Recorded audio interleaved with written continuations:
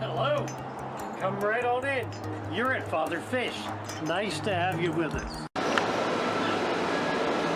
Well, hello again. This is Father Fish.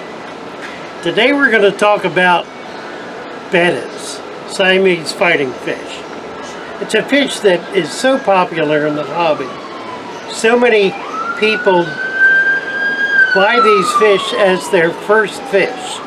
And for many, it's the only fish they ever have.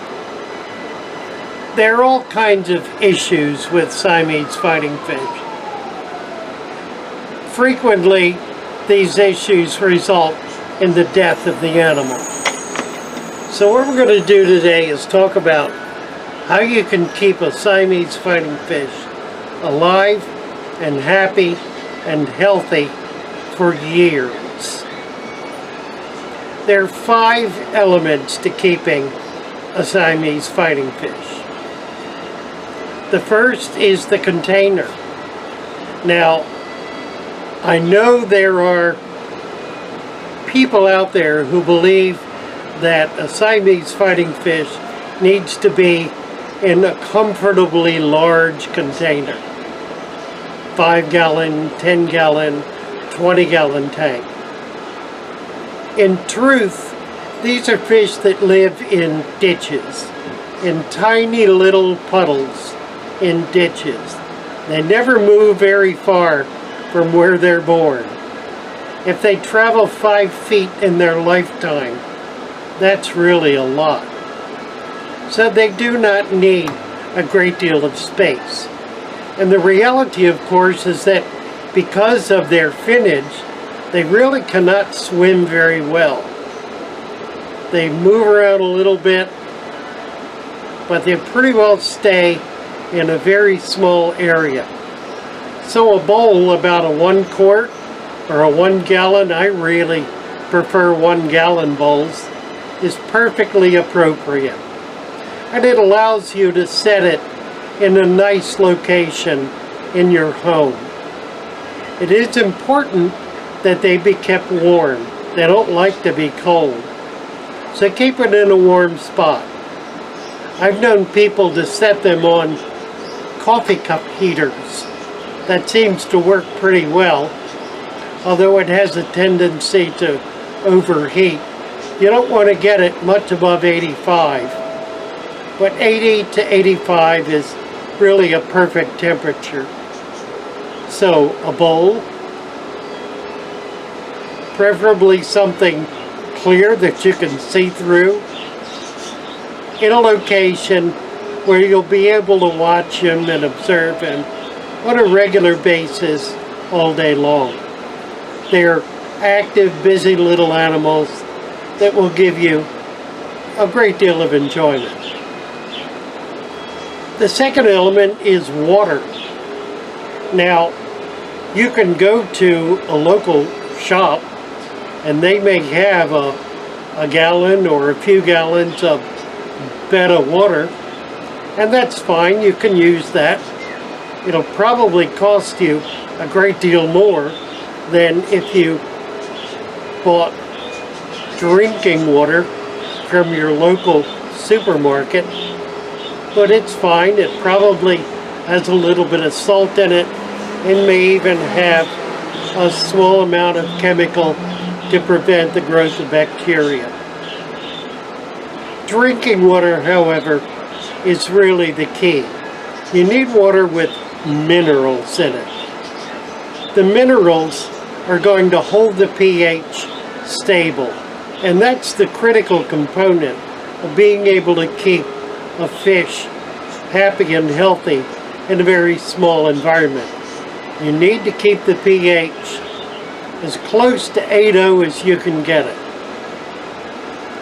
If it goes much below that, like down below 7, it has a tendency to encourage the growth of bacteria.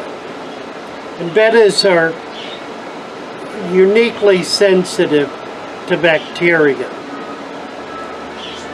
The blood in their fins does not flow, or if it does, it's very, very slow. So once they get an infection, it becomes somewhat difficult to clear it up. And it does take a while for those fins to heal. So if you can prevent the growth of bacteria, you're going to be on your way to having a healthy betta. Keeping the pH at 7.5 to 8.0 is a helpful way to achieve that. Buy a gallon of drinking water. Costs less than $1, and it'll serve you well.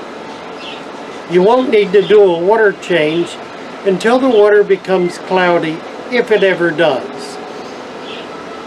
If it gets cloudy, even a little bit, take the fish out, take the plant out, take the sand out. We're going to talk about all that in a minute. Put them in a separate little container, rinse the bowl carefully, pour the sand back in, rinse it thoroughly. No soap, no chemicals of any kind. Just water and a microfiber cloth or a wet paper towel to wipe it on the inside. Get it clean, pour your water back in, put the sand and the plant back in, and you're betta. You want to make sure you rinse the sand when you're doing this to get all the gunk out of it. But let's go back to setting up the tank. The bowl, I should say. Once you've decided on a bowl and have located a place for it,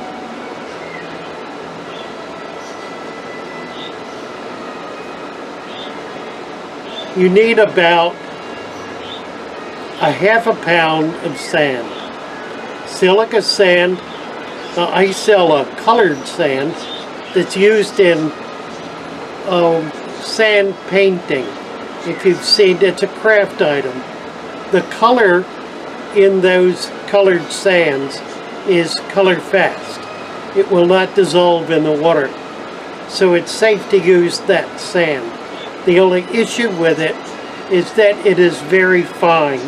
So you need to agitate it quite a lot in the water to get all those little grains of sand to sink.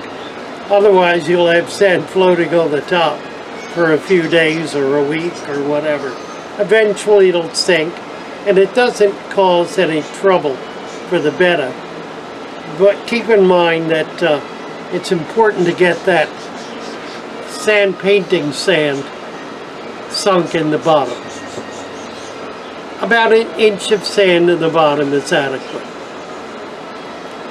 You want to also, while you're getting your betta, buy a little sprig of any kind of aquatic plant. Preferably something that's going to grow in low light. Now, if you can put a light, like a little gooseneck lamp, over the bowl, that'll be fine. If you can't, put it under a lamp or in a window where it'll get some light. Put the plant in, and then put the fish in unceremoniously. You don't need to acclimate anything because the water is perfect just the way it comes out of the jug. It doesn't have oxygen in it, but for bettas that doesn't matter because they breathe from the surface. So now you have your bowl with sand in the bottom. It's filled with water that has a high mineral content, as is the case with drinking water. You have a little sprig of plant in it and the fish. Now the last thing is food. What are you going to feed them? Well, there are lots of different pellet foods. I personally do not prefer the pellet foods. Many of them have vegetable matter in them. Bettas do not have the enzymes in their digestive system to digest any kind of vegetable matter. They are strict insectivores. In the wild, they eat mosquito larvae, little worms, other little bugs. So, buy frozen bloodworms or frozen brine shrimp at your local pet shop and feed a very tiny amount. If you will put a little cube, a small piece of frozen bloodworm into a little Dixie cup with a lid on it, half full of water, put it in the fridge, let it thaw out, and then feed 2 or 3, maybe 4 of the little worms every day. Once a day is fine. You can feed twice a day. You want to make sure the betta eats everything. Don't leave food laying on the bottom of the bowl because it will foul. Now this is a good reason to use sand rather than gravel. If you want little decorative items like colored stones, put a few in. Don't cover the bottom, at least not more than 1 layer deep, so the food doesn't get trapped and rot and foul the water. Well, happy fishing. Enjoy your betta.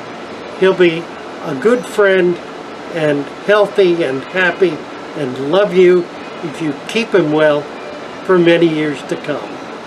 Talk to you again soon. This is Father Fish. Bye now.